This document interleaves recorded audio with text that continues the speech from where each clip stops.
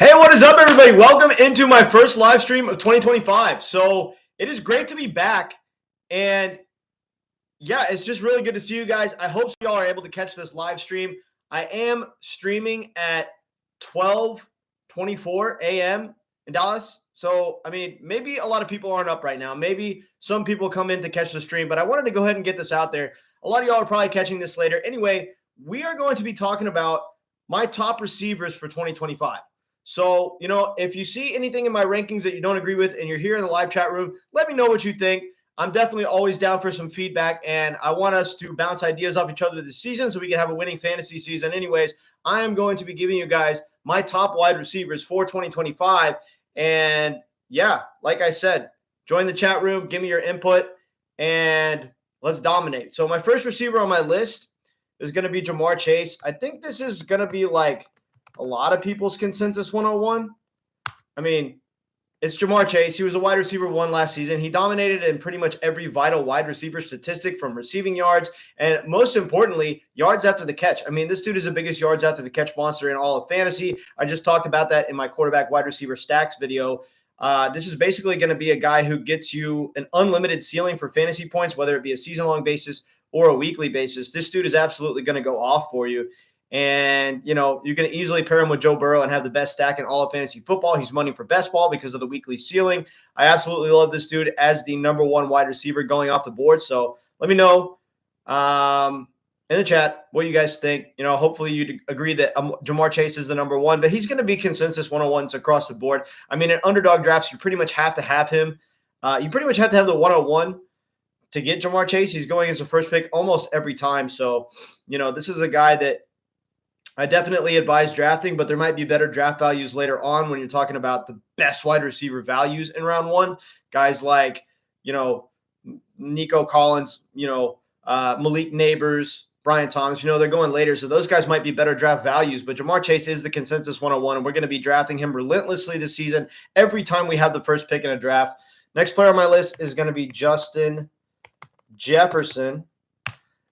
Another consensus kind of chalky ranking here. I mean, a lot of people are going to have Justin Jefferson as their number two. I mean, this dude was a wide receiver two last year. He's been the most consistent fantasy wide receiver since coming into the league. I mean, this dude had 1,500 yards this year. He's had seasons of over 1,800 yards. Besides 2 years ago when he got hurt, he has been hands down the most consistent wide receiver in fantasy. Now, obviously, there's some questions with the quarterback situation. J.J. McCarthy, is he going to be able to feed Justin Jefferson? But what I want to point out is that Justin Jefferson has shown to pretty much be quarterback proof throughout his entire career. I mean, this is a guy who, you look at, when Nick Mullins was his quarterback, the dude was going off, right? So he's been shown to be pretty much quarterback proof. It really doesn't even matter like who steps on the field at quarterback position. This dude's going to absolutely dominate for you. And that's why he's the consensus 102. Could easily be the wide receiver one in all of fantasy.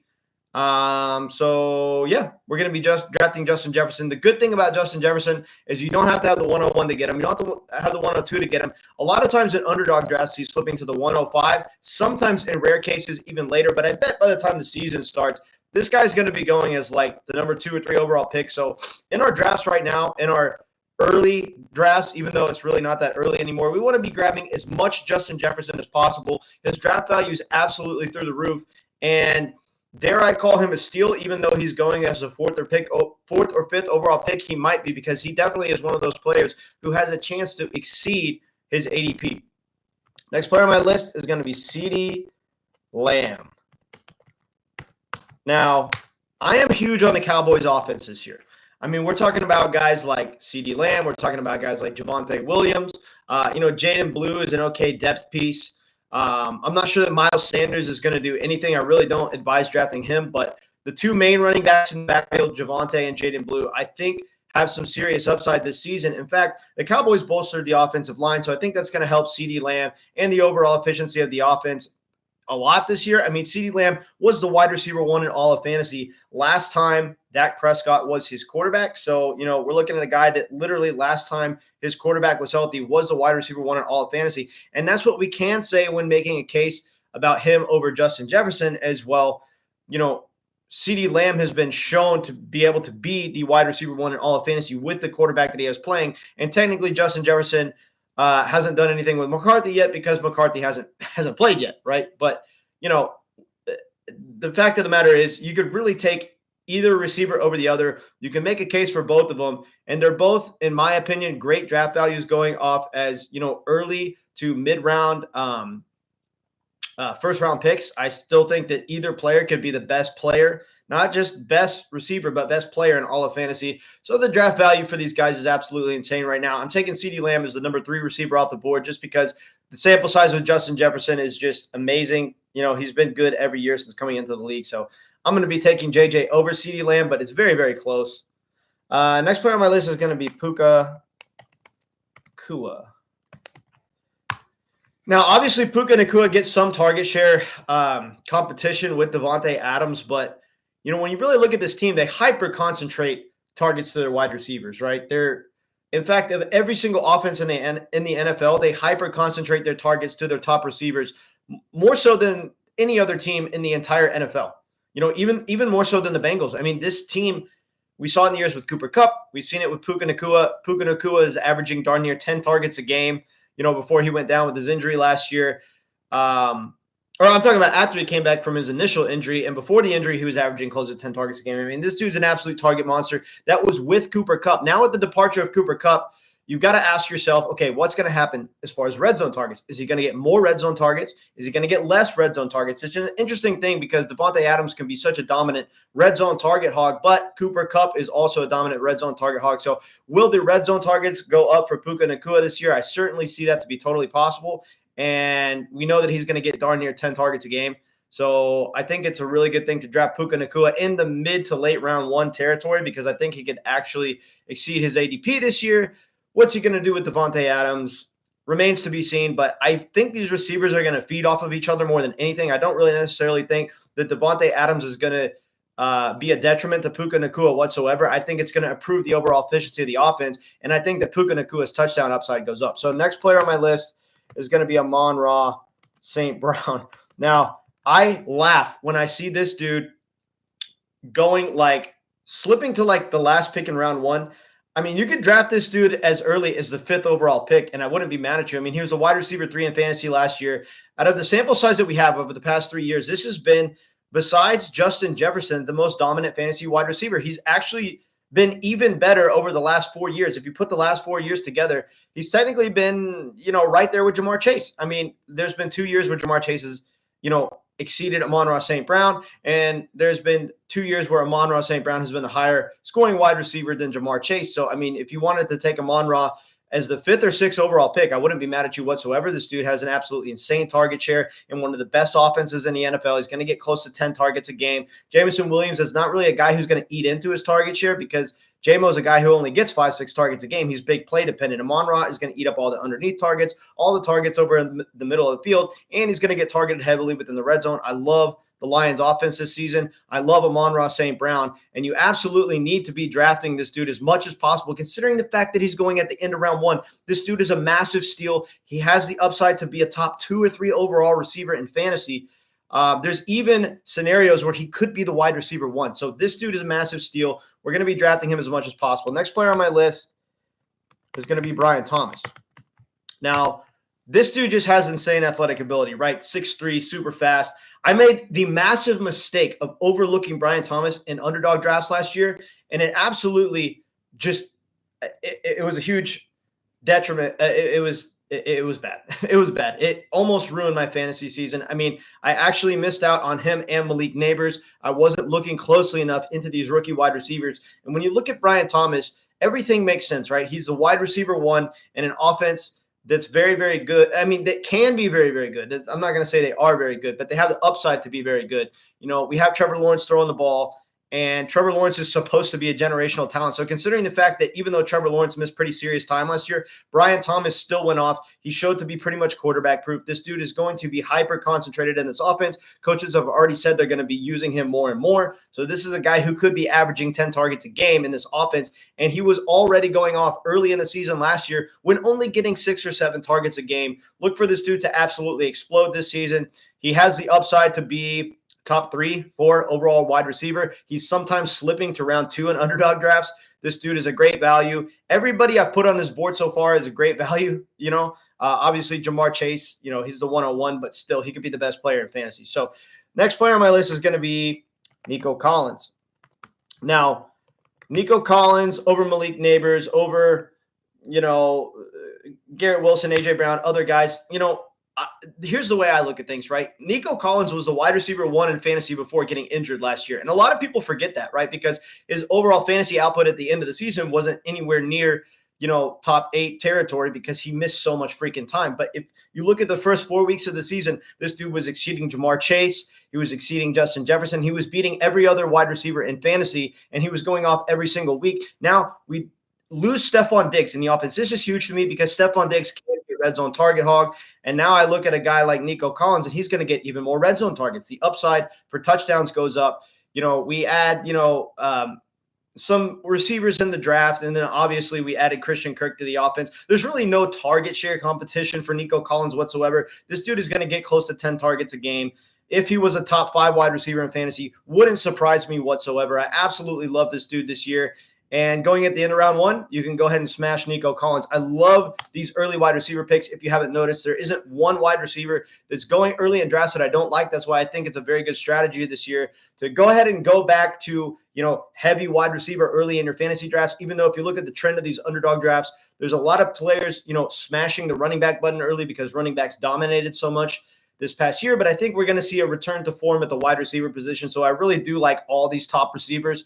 I'm not just trying to build hype.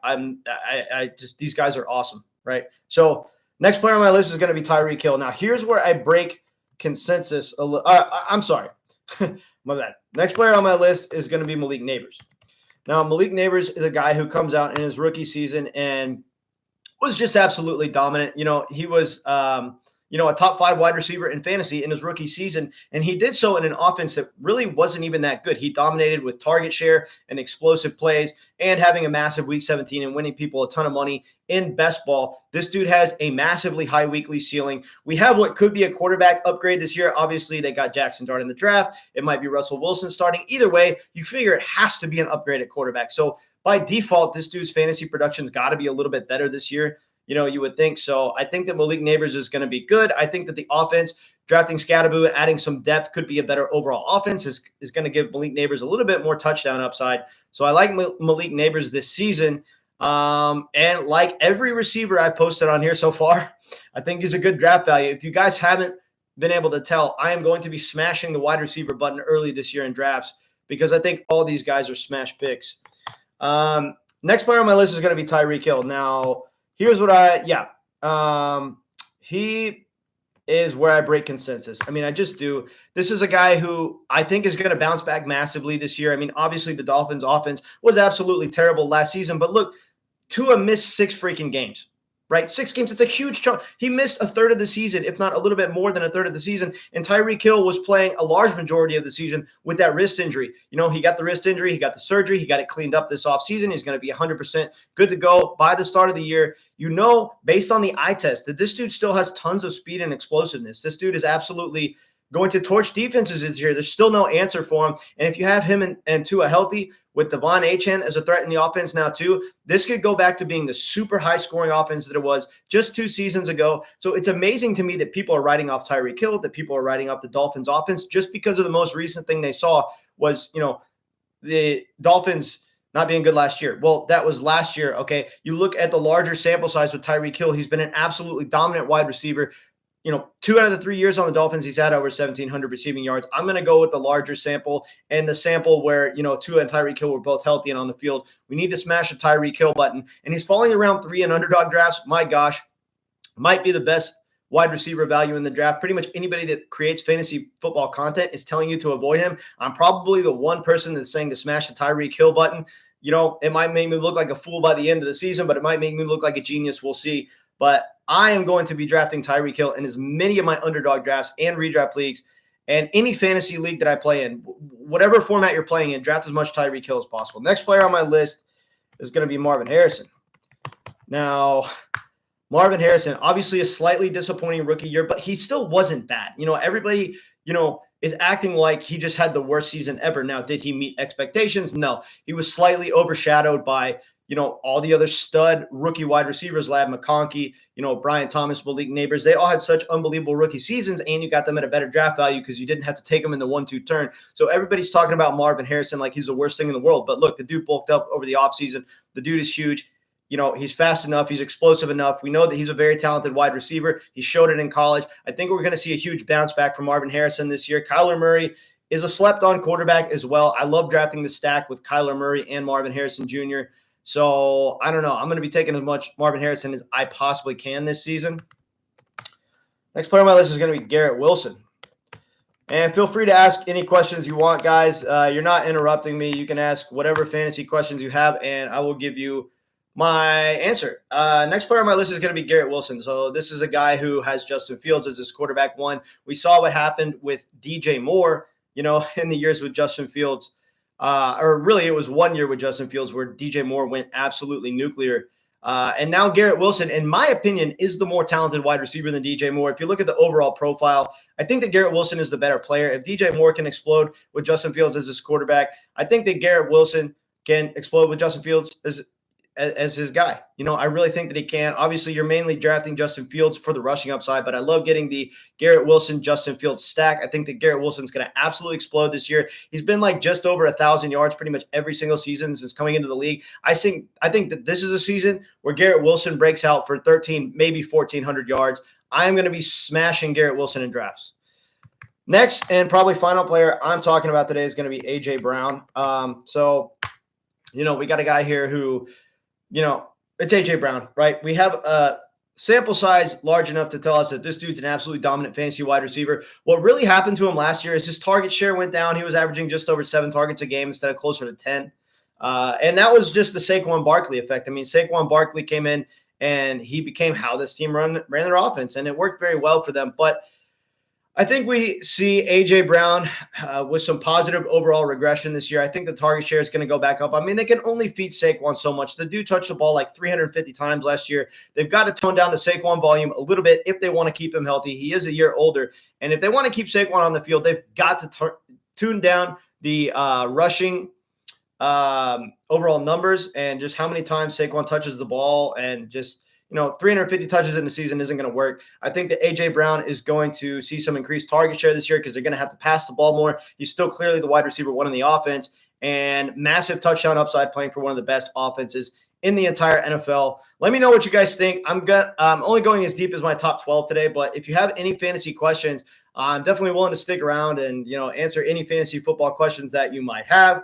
And we can get this chat going. And if you want me to go a little bit deeper, I don't know. I'm probably going to do it in the next video, but whatever fantasy questions you have, go ahead and ask. And yeah, first live stream of the season. Let's get it.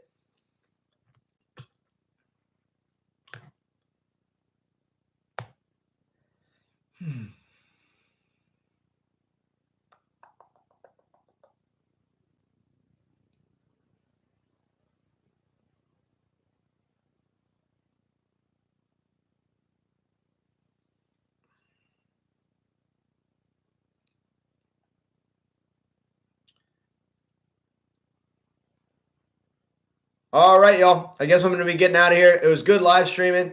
If you weren't able to catch this, hopefully you get a chance to see it later so you can have my top 12 wide receiver rankings. You guys have a good one.